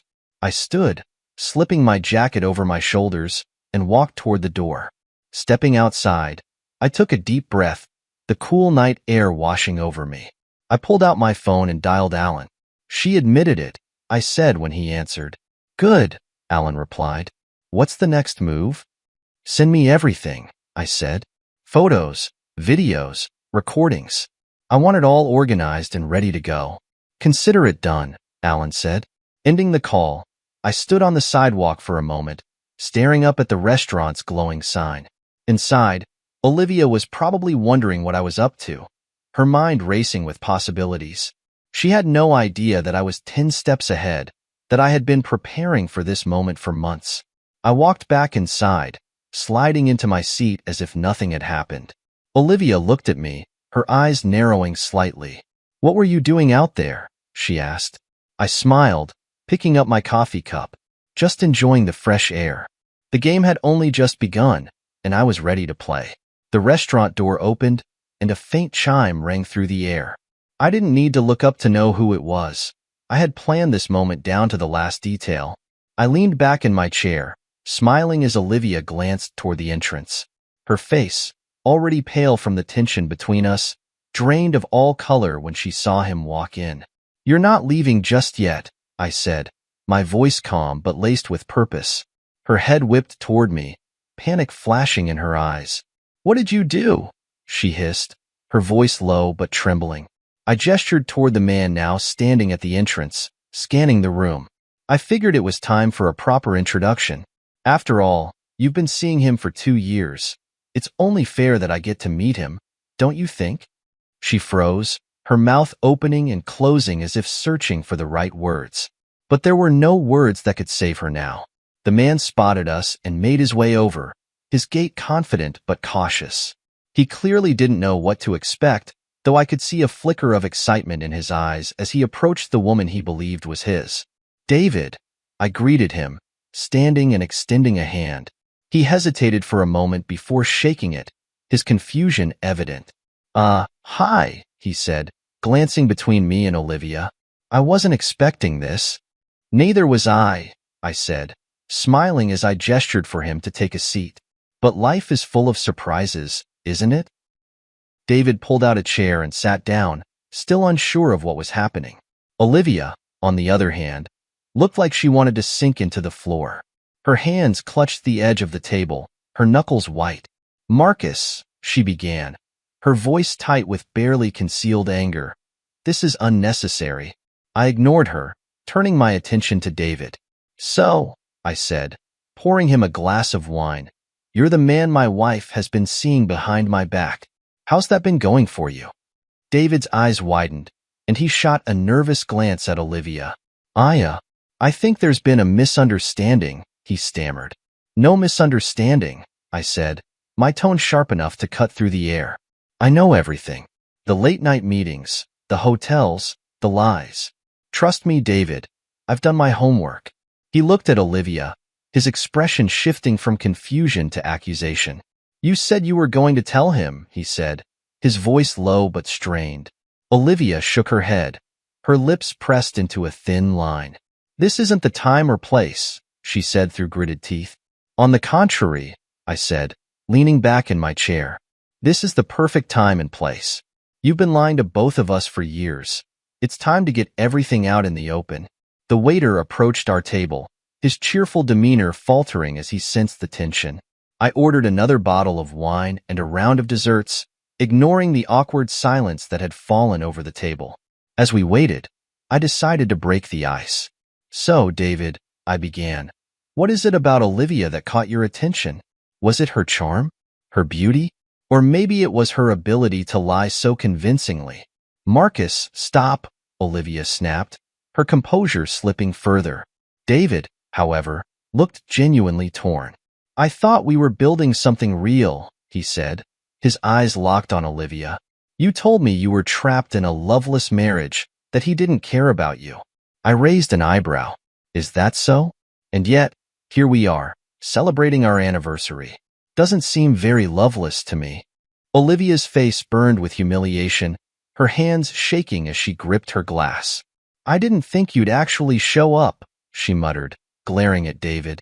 "Well, I got a message saying you wanted to meet," he said, frowning. "Was that not you?" "No, it wasn't," she snapped, her anger now directed at me. "You set this up, didn't you?" I shrugged, taking a sip of wine. "Consider it my anniversary gift to myself." The desserts arrived, but no one touched them. The tension at the table was palpable, each of us caught in the tangled web of lies and betrayal. "Tell me, David," I said, setting my fork down. "Does it bother you that she's been lying to me for 2 years?" David frowned, his confusion deepening. 2 years? She told me this started 6 months ago. I watched Olivia's face crumble, her carefully constructed narrative falling apart in real time. "I didn't want to overwhelm you," she said weakly. David's expression shifted from hurt to anger. "You've been lying to both of us," he said, his voice rising. "Welcome to my world," I said, raising my glass in a mock toast. Olivia opened her mouth to respond, but no words came out. For the first time all night, she seemed at a complete loss. David stood abruptly, his chair scraping loudly against the floor. "I need some air," he muttered, storming toward the exit. Olivia turned to me, her eyes blazing. "What the hell is wrong with you?" "Me," I said, feigning innocence. "I'm not the one who destroyed our marriage. I'm just cleaning up the mess you made." The waiter returned with the check, his eyes darting nervously between us. I handed him my card, offering a polite smile. "Thank you for the excellent service," I said. As Olivia fumed silently, I stood and slipped on my jacket. "You should go after him," I said, nodding toward the door. "You wouldn't want to lose him now, would you?" Her glare could have burned a hole through me, but I didn't care. The game was no longer in her control, and she knew it. With that, I walked out of the restaurant, leaving her to deal with the fallout of her choices. I stood outside the restaurant, leaning against the railing, watching the city lights flicker in the distance. The evening air was crisp, carrying the faint sounds of traffic and laughter from a nearby bar. I took a deep breath, letting the tension ease from my shoulders. Inside, Olivia's carefully constructed world was crumbling, and it was only a matter of time before the cracks became irreversible. As I turned back toward the restaurant, I saw David standing just outside the door, pacing back and forth. His face was pale, his brow furrowed with a mixture of anger and confusion. "You all right there, David?" I asked, keeping my tone casual. He stopped pacing and turned to me, his jaw tightening. "What are you playing at?" he asked. "Why would you set all this up?" "Set it up?" I repeated, pretending to think. "I didn't set anything up. I just thought it was about time we all had an honest conversation. You know, clear the air." "Clear the air," he snapped. "You're humiliating her. And me?" I raised an eyebrow, crossing my arms. "Humiliating you? You've been sleeping with my wife for 2 years, David. If anyone deserves to feel humiliated, it's the two of you." He opened his mouth to respond but closed it again, his face reddening. He couldn't argue with the truth. The restaurant door swung open, and Olivia stormed out, her heels clicking angrily against the pavement. Her face was flushed, her eyes burning with fury. "David, let's go," she said sharply, grabbing his arm. He shook her off, stepping back. "No, I think I'll stay," he said, his tone cold. "I want to hear what else he has to say." Olivia's expression faltered, her confidence wavering. She turned to me, her voice low and venomous. "You're enjoying this, aren't you?" "Enjoying it?" I asked, tilting my head. "Not particularly. I'd much rather be spending my anniversary with someone who actually respects me." Her jaw tightened, and for a moment, I thought she might lash out. Instead, she took a deep breath, smoothing her hands down the front of her dress. "You've made your point, Marcus," she said through gritted teeth. "Can we stop this now?" "Oh, I'm just getting started," I replied, my voice calm but firm. I motioned for David to follow me back inside, ignoring Olivia's protests. He hesitated for a moment before reluctantly stepping through the door. Olivia trailed behind, her movements stiff and defensive. Back at the table, the half-eaten desserts and empty wine glasses sat untouched, a stark reminder of how far the evening had spiraled out of control. I gestured for David to take a seat, and after a brief pause, he complied. Olivia remained standing, her arms crossed tightly over her chest. "I don't know what you're trying to accomplish," she said, her voice trembling with anger. "I'm trying to understand," I said, leaning forward. "I'm trying to understand how the woman I married turned into someone who could betray me so completely." Her eyes darted away, unable to meet mine. David shifted uncomfortably in his seat, the weight of the confrontation pressing down on him. "Tell me, David," I said, turning my attention to him. "What did she tell you about me? That I was controlling? That I didn't love her? That I was too busy to notice?" He swallowed hard, glancing at Olivia before answering. "She said you were distant, that you didn't care anymore, that the marriage was over, but you didn't want to admit it." I nodded, my lips pressing into a thin line. "And you believed her?" He didn't respond, his silence speaking volumes. Olivia finally spoke, her voice defensive. "It's not like that, Marcus. You were distant. You shut me out." "I shut you out?" I repeated, my voice rising slightly. "I worked 12-hour days to provide for this family. I sacrificed time with my friends, my hobbies, everything, so you could have the life you wanted. And this is how you repay me?" She flinched, her defenses crumbling. "I made a mistake," she said quietly. "No, Olivia," I said, shaking my head. "A mistake is forgetting an anniversary or missing a dinner reservation. What you did was a deliberate choice, a series of choices over 2 years to lie, cheat, and destroy everything we built together."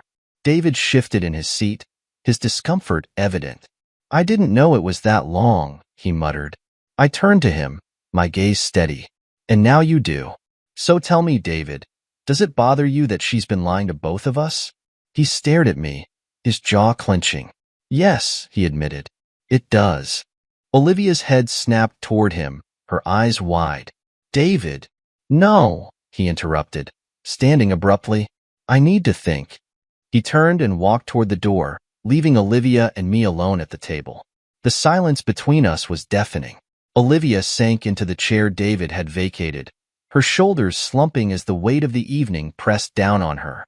"Marcus," she said softly, her voice pleading, "can we just talk about this? Just the two of us?" I stared at her, my expression unreadable. "Why?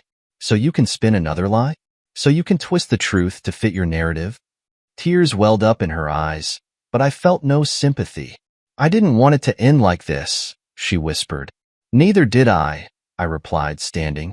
"But you made your choices, Olivia. Now you have to live with them." I left her sitting there, the weight of her actions finally sinking in. The door swung shut behind me, and I stepped into the cool night air. David was nowhere to be seen, and for the first time that evening, I felt a sense of calm wash over me. Olivia thought she had control, but now, the narrative was mine. The night air was crisp as I stepped away from the restaurant, the sound of the door swinging shut behind me providing a strange sense of finality.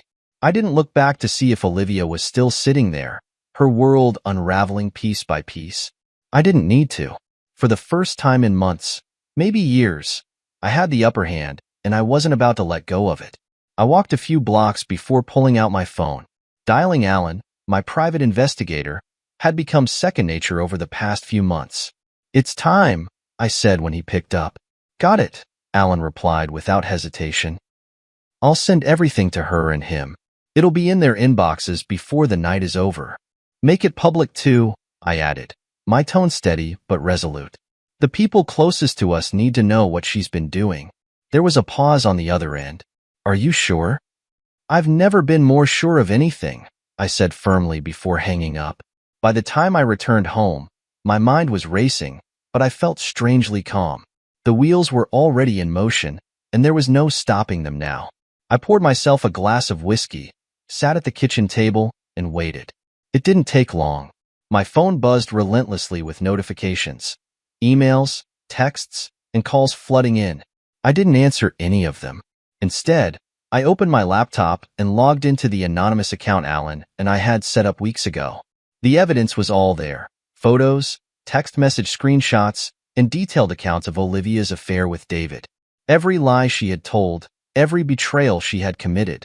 It was all laid out for anyone to see. I watched as the views climbed rapidly, the comments pouring in from friends, family, and acquaintances.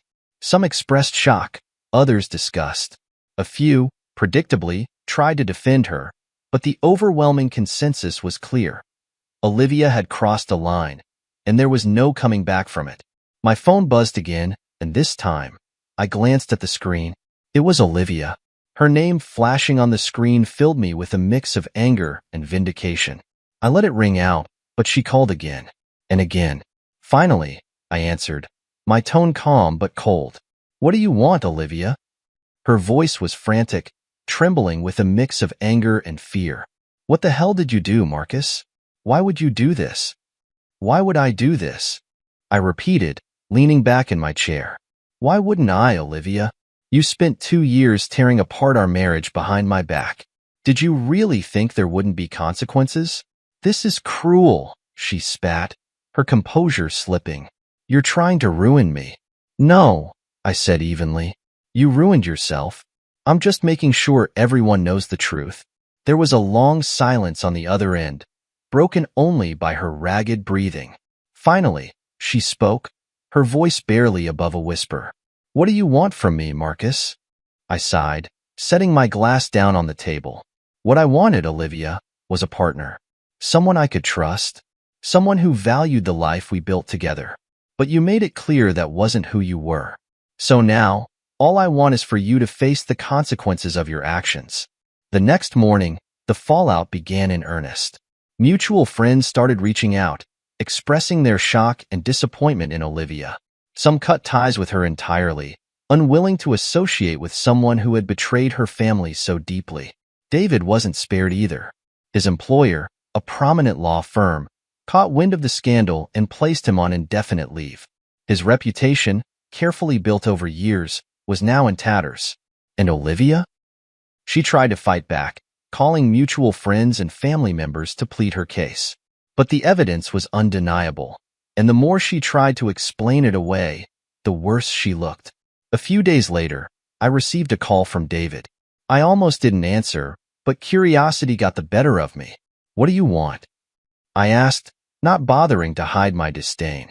I need to know why you did it, he said, his voice heavy with defeat. Why are everything out like that? I leaned back in my chair, staring out the window. Because you needed to know what it feels like, I said simply. You thought you could walk into my life, take my wife, and destroy my family without any repercussions. You were wrong. He didn't respond, but I could hear his shallow breathing on the other end. Finally, he muttered, I never meant for it to go this far. I laughed bitterly.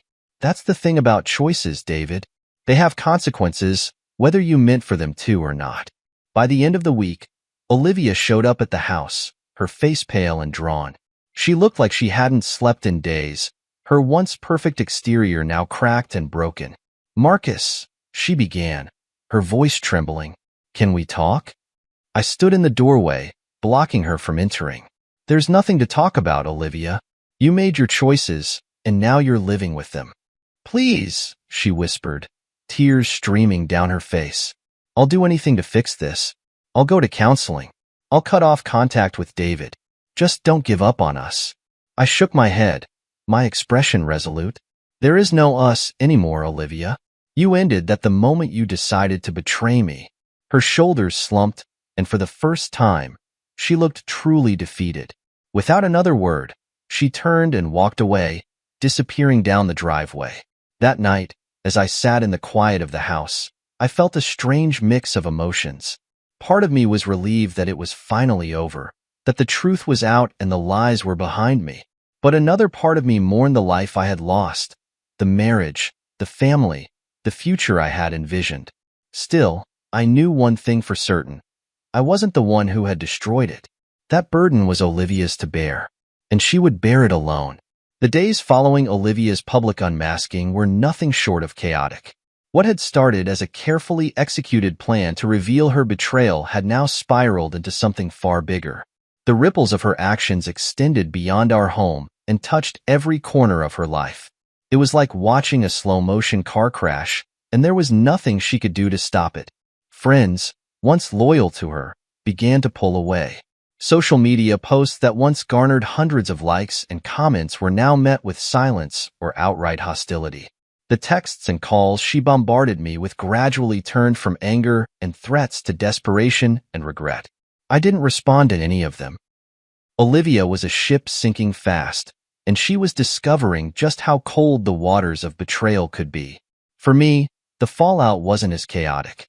It was oddly peaceful, a sharp contrast to the storm raging in her world. I moved through my days with a quiet sense of purpose, focused on my children and my work. The kids had been my priority from the beginning. I made sure to shield them from the full brunt of the drama, keeping their routines as normal as possible. But children are perceptive, and they knew something was wrong. "Where's Mom?"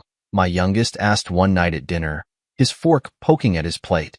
"She's staying somewhere else for a little while," I said carefully, not wanting to taint their perception of her more than necessary.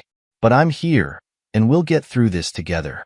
He nodded solemnly, clearly not fully understanding but accepting my words nonetheless. My heart ached for them. They deserved better than this. Meanwhile, Olivia's life continued to crumble. She lost her job at the marketing firm.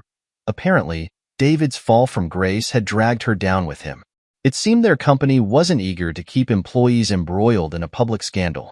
She reached out to mutual friends, but most of them had already seen the evidence. It was hard to argue against photos, texts, and videos that left no room for interpretation. I heard through the grapevine that she had moved into a small apartment on the other side of town. Gone were the days of luxury and comfort she had enjoyed in our family home. Now, she was alone, left to grapple with the reality of her choices. One evening, I received a call from Olivia's sister, Sarah. She and I had always gotten along well, and it was clear she was struggling to reconcile the sister she loved with the woman who had done so much damage. "I don't know what to say, Marcus," she began, her voice heavy with regret. I can't believe she did this. To you, to the kids, to herself." "Neither can I admitted, leaning against the kitchen counter. "She's been calling me non-stop," Sarah continued, "begging for help, saying she didn't mean for things to get so out of hand. What do you want me to do? I paused, considering her question. I don't expect you to cut her off, I said finally. She's your sister, but I can't let her back into my life, Sarah. Not after everything she's done. Sarah sighed. I understand. Just know that I'm here for you, and the kids if you ever need anything. Thank you, I said, meaning it. The legal side of things progressed swiftly, thanks to the mountain of evidence I had compiled. My lawyer, Nathan, was a bulldog in court, ensuring that Olivia's infidelity was front and center. When the judge awarded me primary custody of the kids, I felt a weight lift off my shoulders. I knew I had done everything in my power to protect them and secure their future. Olivia fought hard to retain some semblance of control, but the evidence against her was overwhelming. In the end, the court saw through her attempts to paint herself as the victim. As the divorce was finalized, I felt a strange mix of emotions: relief, sadness, and a lingering sense of disbelief that this was how our story had ended. One afternoon, as I was unpacking boxes in my new home, I received a text from David. David ***, can we meet? I need to talk. I stared at the message for a moment, debating whether to respond. In the end, curiosity won out. We met at a small coffee shop on the edge of town. He looked rough, his usually polished appearance replaced by an unshaven face and wrinkled clothes. I owe you an apology, he said as soon as he sat down. I sipped my coffee, waiting for him to continue. I didn't know she was lying to me, he admitted. She told me you were cold, controlling, that you didn't care about her. I believed her. I was an idiot. I set my cup down, meeting his gaze. You were an idiot, I agreed. But that doesn't absolve you of your role in all this. You knew she was married, and you pursued her anyway. He nodded, his shoulders slumping. You're right. I have no excuse. For a moment, we sat in silence, the weight of everything that had happened hanging heavily between us. What do you want from me, David? I asked finally. He sighed. Nothing. I needed to say I'm sorry. For everything. I nodded slowly. Apology accepted. But don't expect forgiveness. Not yet. Fair enough, he said, standing to leave. Take care of yourself, Marcus. You too, I replied, though I wasn't sure I meant it. That night, as I sat on the couch with my kids, watching their favorite movie, I felt a sense of peace settle over me. The fallout had been devastating, but it was also necessary. It had cleared away the lies, the betrayal, and the toxic elements of my life, leaving room for something better. For the first time in years, I felt like I could breathe again. The first morning in the new house felt surreal. The air was quiet, the kind of peaceful silence that had been missing from my life for years. The kids were still asleep upstairs, their laughter and footsteps yet to fill the empty rooms. I sipped my coffee by the window, staring out at the neighborhood that was slowly becoming our new home. It wasn't the grand house Olivia and I had shared. This was smaller, cozier, and free of the memories that once haunted every corner of my old life. It wasn't just a house, it was a blank slate. Moving on wasn't easy. It never is after betrayal of that magnitude. But I found solace in the little things: routine, structure, and the unshakable bond one shared with my kids. I focused on building a home for them, piece by piece. Furniture was rearranged, walls were painted, and a new dining table became the centerpiece of our family meals. One night, as we sat around that table eating pizza and talking about their day, my youngest looked up and asked, "Do you think Mom will ever come back?" The question hung in the air, heavy and unspoken until now.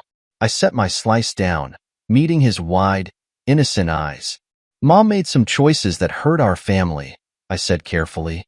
"But what's important is that we're safe now, and we have each other." He nodded, though I could see he didn't fully understand. Maybe he didn't need to. It was during these quieter days that I met Claire. She was my neighbor, living in the house next door. We'd exchanged polite nods and hellos when I first moved in, but it wasn't until she saw me struggling with a stubborn lawnmower that we really talked. "Need a hand?" she called out, walking over with a cheerful grin. "I could use all the help I can get," I admitted, stepping back as she inspected the machine. She fiddled with a few knobs, gave it a hard yank, and the motor roared to life. You've got to show it who's boss, she said with a laugh. I chuckled, wiping my hands on my jeans. Thanks. I owe you one. No problem, she said, extending a hand. I'm Claire, by the way. Marcus, I replied, shaking her hand. Claire had an easy way about her, the kind of warmth that drew people in. Over the next few weeks, we'd run into each other more often. At the grocery store, at the park with her dog, and even at the local coffee shop. Each time, we'd exchange a few words, and slowly, those brief encounters turned into longer conversations. She learned about my kids, my work, and even a little about what had happened with Olivia. I didn't go into detail, but Claire had a way of listening that made me feel heard. One evening, she knocked on my door with a casserole dish in hand. I figured you could use a break from cooking, she said, smiling. The kids loved her immediately, and as we sat around the table eating her homemade lasagna, I felt a warmth I hadn't experienced in a long time. Claire became a regular part of our lives, though I was careful not to rush into anything. Trust was fragile, and I wasn't ready to hand it over so easily. But with each passing day, she proved herself in small, meaningful ways. She helped my daughter with a school project, taught my son how to bake cookies, and even lent me her tools when I decided to build a treehouse in the backyard.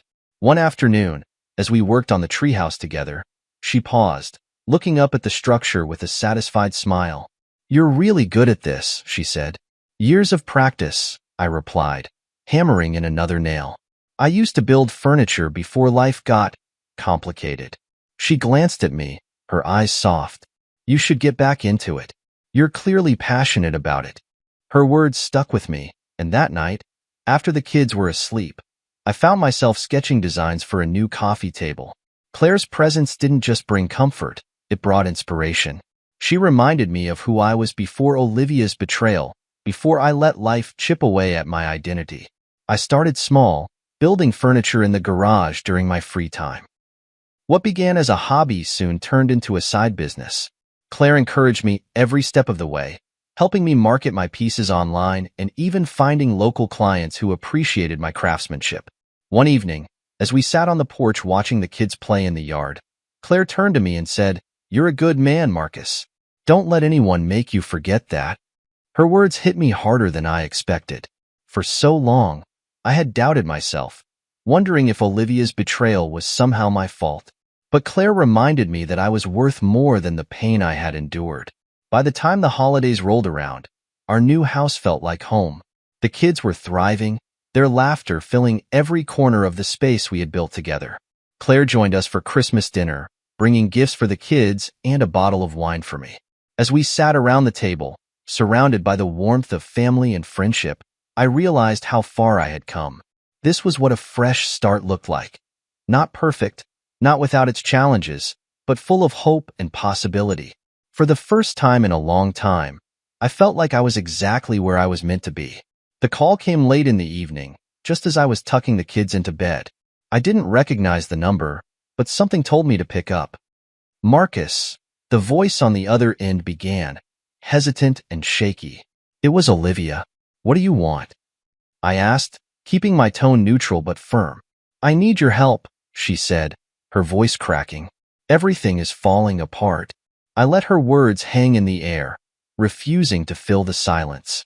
This wasn't my problem anymore. They froze my accounts, she continued, her desperation seeping through the line. I can't pay rent. I've been let go from my job and I don't know what to do. Her admission didn't surprise me. I had heard bits and pieces through mutual acquaintances, how David had abandoned her, how her reputation had been destroyed by the very evidence I'd made public. I'm sorry to hear that, I said flatly. But this is your mess, Olivia. You made these choices. I know, she whispered, her voice barely audible, but I didn't think it would end like this. Her downfall had been swift and brutal. After our divorce was finalized, she struggled to find stable footing.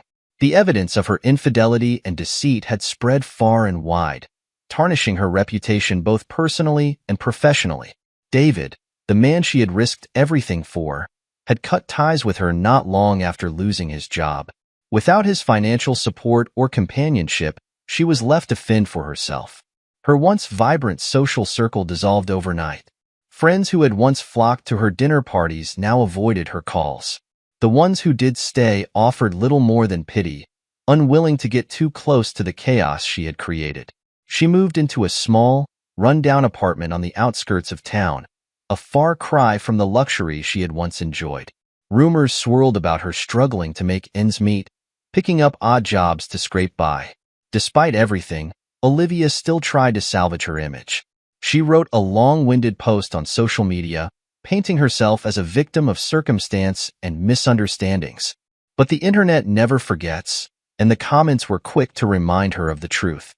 "Didn't you cheat on your husband for 2 years?" one user asked bluntly. "Maybe try owning up to your actions instead of playing the victim," another wrote. Her attempt to control the narrative backfired spectacularly, and she eventually deleted her accounts altogether. Meanwhile, my life continued to move forward. The kids and I had settled into a comfortable routine, and Claire had become an integral part of our lives. One afternoon, as I worked on a new furniture piece in the garage, Claire walked in holding her phone. "You'll want to see this," she said, handing it to me. It was a news article about David's latest scandal, a lawsuit from his former employer accusing him of embezzlement. His financial troubles had finally caught up to him, and it seemed he was facing serious legal consequences. "Looks like karma's making its rounds," I said, handing the phone back to her. Claire smiled. "It's almost poetic, isn't it?" Not long after, Olivia reached out again, this time in the form of a handwritten letter. The envelope arrived one morning, its edges frayed as if it had been carried through a storm. I debated whether to open it, ultimately deciding that I needed to hear what she had to say. The letter was filled with apologies and regret. She admitted to her mistakes, acknowledging the pain she had caused and the family she had destroyed. "I see now how wrong I was," she wrote. "I thought I was chasing happiness, but all I found was emptiness. I don't expect your forgiveness, but I needed to say I'm sorry." For a brief moment, I felt a pang of sympathy for her, but it quickly passed. I folded the letter and placed it in a drawer, deciding not to respond. Her apologies, while sincere, couldn't undo the damage she had done. Months later, I heard through Sarah, Olivia's sister, that she had moved back in with their parents. They had taken her in reluctantly, their disappointment evident to anyone who spoke to them. "She spends most of her days in her old room," Sarah confided during a phone call. "I think she's finally realizing what she lost." "Good," I said simply. Sarah hesitated. "Do you think there's any chance she could rebuild her life?" "That's up to her," I replied. "But she's burned too many bridges to come back to mine." By the end of the year, Olivia had faded into obscurity.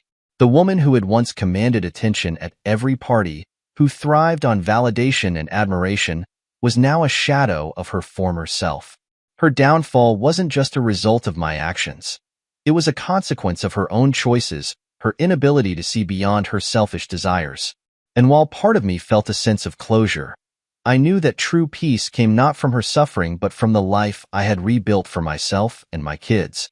That evening, as I sat on the porch watching the sunset, Claire joined me with 2 mugs of coffee. "Penny for your thoughts?" she asked, sitting beside me. I smiled, shaking my head. "Just thinking about how far we've come." She reached for my hand, her touch warm and reassuring. "You deserve this, Marcus. All of it." And for the first time in years, I truly believed her. The house was quiet, bathed in the golden glow of the late afternoon sun. The kids were at a friend's birthday party, giving me a rare moment of solitude. I sat in my workshop, sanding down a piece of walnut for a custom coffee table. The rhythmic scrape of the sandpaper against the wood was meditative, a steady reminder that rebuilding something broken takes time, effort, and care. This had become my sanctuary. Whenever the weight of the past threatened to creep back in, I would retreat to the workshop, letting my hands create what my heart was still learning to process. Claire arrived later that evening, balancing a casserole dish in one hand and a bouquet of flowers in the other. "You didn't have to do all this," I said, taking the dish from her and setting it on the counter. "You're right, I didn't," she replied with a teasing smile. "But I wanted to. Plus, the kids love my lasagna." She wasn't wrong.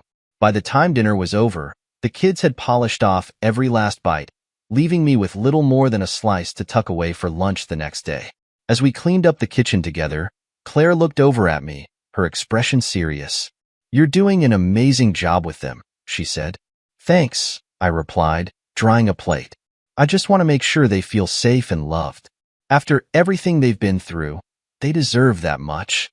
"And so do you," she said softly, her eyes meeting mine. Our relationship had grown slowly, rooted in trust and mutual respect. Claire never pushed me to open up about my past, but when I did, she listened without judgment. I didn't think I'd ever be able to trust someone again. I admitted one evening as we sat on the porch, the kids already in bed. After Olivia, I wasn't sure if I even wanted to try. She reached for my hand, her grip warm and steady. "Trust takes time, Marcus, and so does healing. But you're stronger than you think." Her words stayed with me long after the conversation ended, a quiet affirmation that I was moving in the right direction. One morning, Claire showed up with a stack of business cards and a folder of ideas. "I was thinking," she began, spreading the cards out on the table, "your furniture is incredible, and people should know about it. Why not turn this into a full-time business?" I laughed, shaking my head. "Claire, I'm barely keeping up with the few orders I have now." "Exactly," she said, her eyes sparkling with determination. "There's a demand for what you do. We just need to organize it." She wasn't wrong. With her help, I launched a small business, creating custom furniture pieces for local clients. Claire handled the marketing, setting up a website and managing social media, while I focused on the craftsmanship. Within months, the business took off, and for the first time in years, I felt a sense of purpose beyond just surviving. The kids thrived in our new routine, too. My son joined a local soccer team, while my daughter developed a passion for art. Claire became an integral part of their lives, attending games and helping with school projects. One evening, as we sat around the dinner table, my daughter looked up and said, "Claire, are you going to marry Dad?" The question caught us both off guard.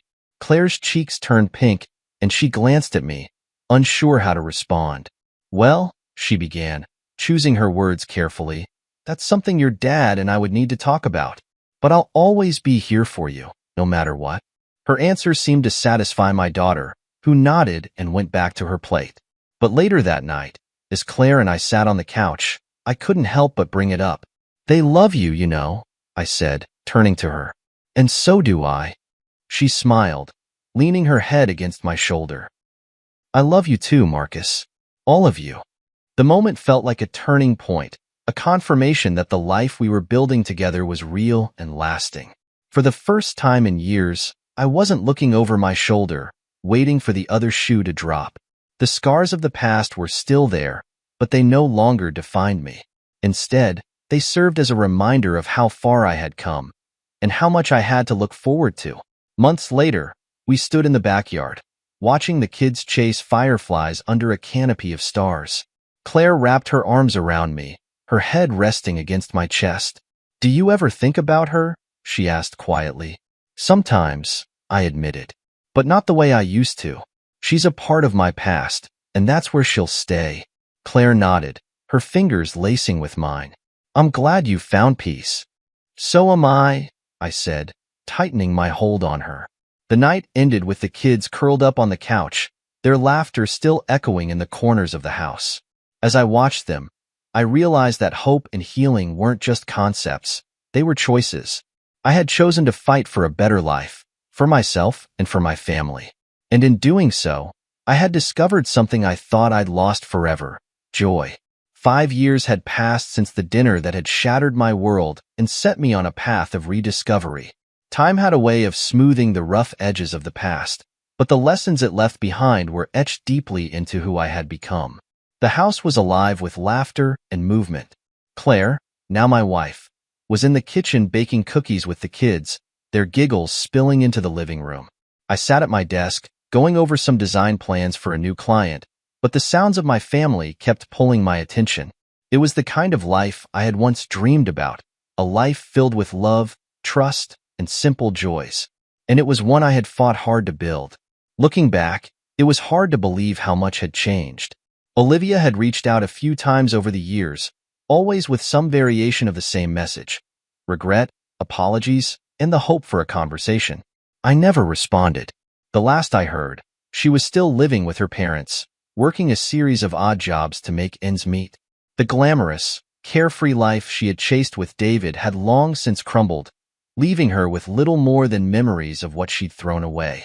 David, too, had faded into obscurity. His legal troubles had cost him his career and reputation, and he had relocated to a different state. As far as I was concerned, both of them were ghosts, remnants of a chapter one had long since closed. Claire's gentle laugh pulled me from my thoughts. I turned to see her standing in the doorway, flour dusting her cheeks and a tray of cookies in her hands. "Want a taste test?" she asked, holding out the tray. I took one, biting into the warm, gooey chocolate chip cookie. "Perfect," I said, grinning. She leaned against the doorframe, watching me with that familiar, steady gaze. "You okay?" I nodded, just thinking about how lucky I am. "You deserve it," she said simply. The kids burst into the room moments later, pulling me toward the backyard where we had started planting a small garden together. My son proudly showed me the first sprouts poking through the soil, while my daughter asked a million questions about how plants grow. It was in these small moments that I found the most peace. Life wasn't flashy or extravagant, but it was full of meaning. The scars from the past had faded into the background, overshadowed by the warmth of the present. Later that evening, as the kids slept and Claire and I sat on the porch, I reflected on the journey that had brought me here. "You know," I said, breaking the comfortable silence, "there was a time when I thought I'd never feel this kind of peace again." Claire reached for my hand, her touch grounding me. "But you made it," she said softly, "and you built something beautiful out of the ashes." I nodded, my heart full. "I couldn't have done it without you." She smiled, her eyes shining in the moonlight. "You would have. I just helped you see what you were capable of." The next day, I sat down to write a letter, not to Olivia, but to myself. It wasn't about blame or anger. It was about gratitude. Gratitude for the strength I had found, the lessons I had learned, and the life I had rebuilt. I ended the letter with a simple promise.